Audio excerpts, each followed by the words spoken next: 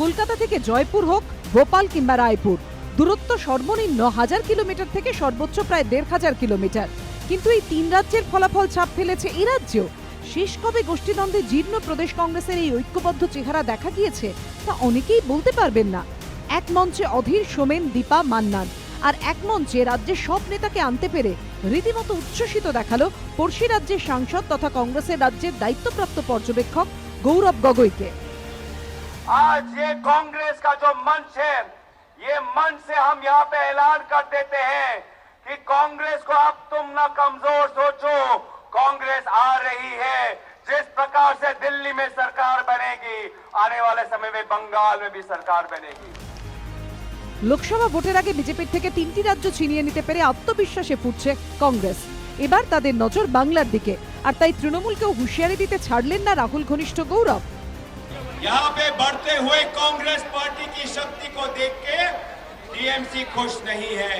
दिल्ली में बिजली और कलकत्ता में गाली और लाठी, ये दोहरी राजनीति नहीं चलने वाली। এই রাজ্যে প্রদেশ কংগ্রেসের শিবির বিভাজনের অভিযোগ শোনা যায় মাঝে মধ্যেই। বুধবারও কংগ্রেসের মিছিলে কর্মীদের মধ্যে একপ্রস্ত হাতাহাতি বাধে। তবে তিন রাজ্যে জয়ের পর এদিন শেষমেশ প্রদেশ কংগ্রেসকে দেখা গিয়েছে ঐক্যবদ্ধ চেহারায়। একসঙ্গে এক মঞ্চে এসেছেন সমস্ত নেতা। যখন পশ্চিমবঙ্গের মানুষ আনন্দের জোয়ারে ভাসছে,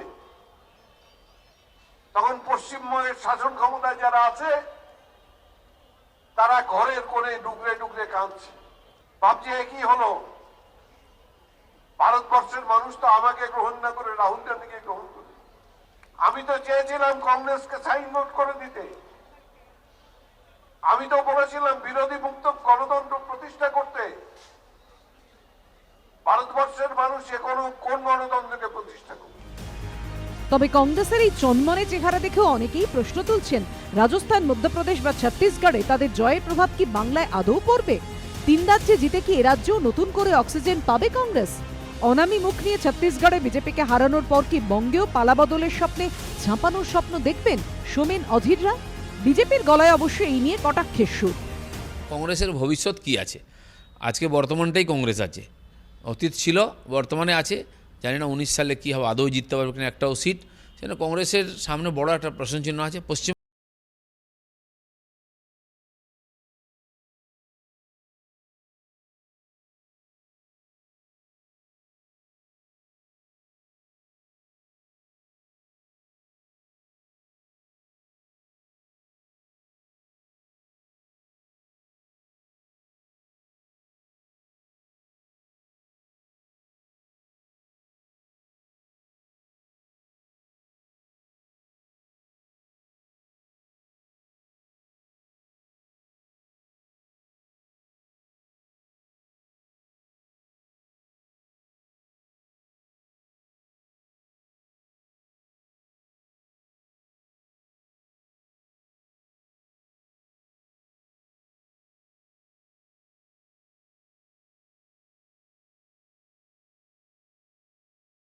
দুই হয়ে যাবে, তাতে যে ফল আসে বিজেপি এ রাজ্যে সেই সংখ্যায় আসন পাবে।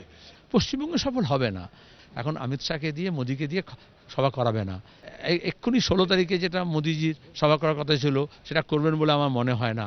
অমিত শাহ আগেই বাতিল করেছেন। তাকে এখন নিজের ঘর সামলাতে হবে।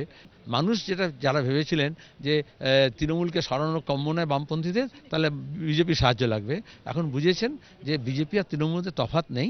তারা বিজেপি এবং তৃণমূল উভয়কেই পরাস্ত করবেন এবং তার জন্য বামপন্থীদেরকে মজবুত করবেন।